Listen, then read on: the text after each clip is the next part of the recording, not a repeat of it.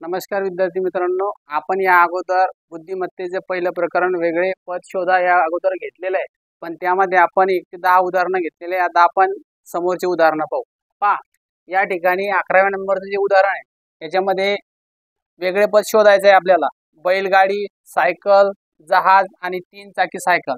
तर आपल्याला माहिती आहे की बैलगाडी ही एक जमिनीवर चालते, सायकल सुद्धा ही एक जमिनीवर चालते आणि 3 चाकी सायकल सुद्धा काय आहे त्या ठिकाणी जमिनीवर चालते. परंतु जहाज हाच काय करतोय, पाण्यात चालतोय. म्हणून या ठिकाणी पर्याय क्रमांक सी हे वेगळं उत्तर आहे.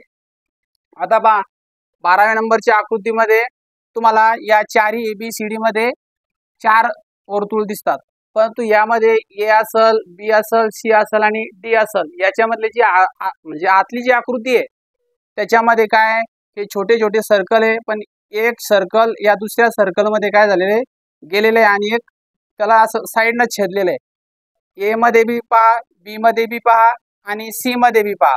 तुम्हाला काय सेम दिसल. एक जे छोटं वर्तुळ आहे ते एका आतल्या वर्तुळाला त्या ठिकाणी टच होतंय, पण पर्याय क्रमांक डी मध्ये असे आहे की ते तिन्ही वर्तुळ एकमेकाला त्या ठिकाणी छेदतात, म्हणजे टच होतात. म्हणून पर्याय क्रमांक या ठिकाणी डी हे वेगळं पर्याय आहे. चला तर आता आपण 13व्या उदाहरणाकडे येऊ. पहा, या ए बी सी आणि डी या आकृतीचं तुम्ही निरीक्षण करा. तुम्हाला काय दिसतंय, हा एक चेहरा दिसतोय. चेहरा दिसत असताना व्यवस्थित काळजीपूर्वक तुम्ही या ठिकाणी पहा. या ए नंबरच्या आकृतीचे जे हे जे पापण आहे आपल्या डोळ्याच्या खालचे, हे काय आहेत रे, खालच्या बाजूने. ए मध्ये तसेच आहे, बी मध्ये पण तसेच आहे आणि डी मध्ये पण सुद्धा तसेच आहे. फक्त पर्याय क्रमांक 3 ची जी आकृती आहे याचे जे पापण आहे वरतून आहे, म्हणजे वरच्या बाजूला आहे. म्हणून पर्याय क्रमांक सी आहे याचं या ठिकाणचं वेगळं पद आहे, म्हणजे या ठिकाणी तुम्ही गोल करायचंय. तर चला आपण आता समोरचं 14वं बघू.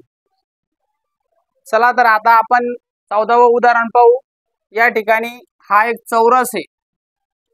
ABCD हे 4 चौरस दिलेले आहेत. त्या चौरसामध्ये काय आहेत, हे छोटाले सर्कल आहेत. या ठिकाणी ए मध्ये सुद्धा काय 3 सर्कल आहेत छोटे. या साईडला 3 आहे, या साईडला 3 आहे. आता पहा, बी मध्ये काय दिसतं तुम्हाला, या ठिकाणी 4 गुणाकाराचे चिन्ह आहे. या ठिकाणी सुद्धा काय 4 गुणाकाराचे चिन्ह आहे. पर्याय क्रमांक सी मध्ये काय दिसतं, इथं 4 बेरजेचे चिन्ह आहे. या ठिकाणी 3 बेरजेचे चिन्ह आहे. पर्याय क्रमांक डी मध्ये काय दिसतंय, 2 ट्रायंगल आहे. या ठिकाणी सुद्धा 2 ट्रायंगल आहे. मग तुम्हाला आता हे समजलं असेल की पर्याय ABCD मध्ये कोणतं दिसतंय वेगळं, तर सरळ सरळ या ठिकाणी सी हे ऑप्शन वेगळं दिसतं. कारण काय, या ठिकाणी प्रत्येक आकृतीमध्ये या साईडला जितक्या संख्या किंवा वस्तू आहेत त्याच इकडे दिसतात, तुम्हाला चिन्ह दिसतात. या ठिकाणी 4 दिसते, इथं 3 दिसते. या ठिकाणी काय तुम्हाला इथं 4 आहे, फक्त याच ठिकाणी काय 3 आहे. म्हणून पर्याय क्रमांक सी या ठिकाणी वेगळा आहे. आता पहा, क्रमांक 15 या आकृतीमध्ये तुम्हाला या ठिकाणी ABCD हे 4 पर्याय दिलेले आहेत. या 4 पर्यायापैकी तुम्हाला आता वेगळं पद शोधायचंय. तर पहा, सुरुवातीची क्रमांक 1 ची आकृती असल, ए असल, बी असल आणि डी असल. या ठिकाणी काय एक हा ॲरो आहे, जी मोठी रेषा आहे, या मोठ्या रेषेला हा टच झालेला ॲरो आहे. बी मध्ये सुद्धा काय ही मोठी रेषा या ठिकाणी टच झालेला आहे. तसंच पर्याय क्रमांक डी मध्ये सुद्धा काय ही एक रेषा आहे आणि या रेषेला हा ॲरो या ठिकाणी टच झालेला आहे. म्हणजे AB आणि डी मध्ये काय 4 रेषा आणि एक ॲरो आहे. पण पर्याय क्रमांक सी मध्ये असे आहेत की या ठिकाणी 5 रेषा आहेत, 1 2 3 4 5 आणि या ठिकाणी एक ॲरो आहे. म्हणून पर्याय क्रमांक सी या ठिकाणी वेगळं ऑप्शन आहे, म्हणजे वेगळं पद आहे. आता पहा, आपण 16व्या नंबरची आकृती पाहू. जसं की समय असल, दिवा असल, नंददीप असल आणि अगरबत्ती असल. आता तुमच्या लक्षात आला असल की या ठिकाणी समय आपल्याला प्रकाश देते, समय आपल्याला या ठिकाणी प्रकाश देते, नंददीप सुद्धा काय देते या ठिकाणी प्रकाश देते आणि अगरबत्ती ही आपल्याला काय देते या ठिकाणी सुवास देते. म्हणून पर्याय क्रमांक या ठिकाणी डी हे अगरबत्ती हे पद या ठिकाणी वेगळं आहे.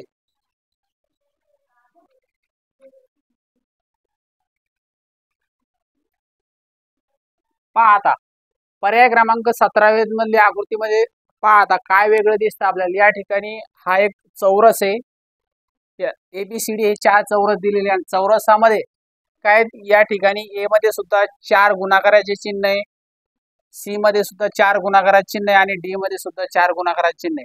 तुम्हाला फक्त पर्याय क्रमांक बी मध्ये 5 गुणाकाराचे चिन्ह दिसतात म्हणून पर्याय क्रमांक बी हे या ठिकाणी वेगळे. आता बा 18व्या नंबर मध्ये कॅरम, चेस, बॅट आणि पत्ते. आता आपण पाहतोय की कॅरम हा काय, आपण या ठिकाणी बसून खेळणारा खेळ आहे, बरोबर आहे.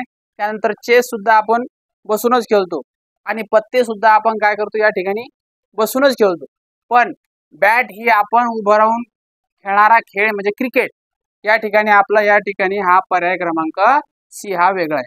आता बा 19 नंबर मध्ये ए क्रमांकाला दिलेले सँडल, त्यानंतर बी ला दिलेले शूज, सी ला दिलेले सॉक्स आणि डी ला दिलेले चप्पल. आता तुमच्या लक्षात आलं असेल की सँडल, शूज आणि चप्पल हे आपण आपल्या पायात घालतो आणि सॉक्स सुद्धा घालतो, परंतु या ठिकाणी सॉक्स हा वेगळा पर्याय म्हणून या ठिकाणी तुम्ही याला असं गोल किंवा बरोबरचं चिन्ह या ठिकाणी करायचंय म्हणून पर्याय क्रमांक सी या ठिकाणी वेगळा आहे. पहा तर विद्यार्थी मित्रांनो, मी तुम्हाला हे सांगितलं की आपण सँडल, शूज, सॉक्स हे काय आहेत, यामध्ये सॉक्स हा वेगळा आहे, परंतु आपण याला असं सुद्धा म्हणू शकतो सँडल असल, शूज असल आणि चप्पल असल, हे काय तर तिन्ही ऑप्शन हे रबरी आहेत, बरोबर आहे का. आणि हा सॉक्स हा आपला हा कापडी स्वरूपाचा असल्यामुळं हा या ठिकाणी काय वेगळा होणार आहे. चला आता या ठिकाणी 20 क्रमांकाची आकृती आपण पाहू. पर्याय ए मध्ये काय, हा एक चौरस आहे, चौरसात 4 भाग आहे. त्यानंतर हे सर्कलचे 4 भाग आहे याच्यामध्ये. त्यानंतर हे आयताचे सुद्धा या ठिकाणी 4 भाग दिसतात, परंतु पर्याय क्रमांक डी मध्ये तुम्हाला या ठिकाणी एक ट्रायंगल दिसतो आणि 2 आयत दिसते.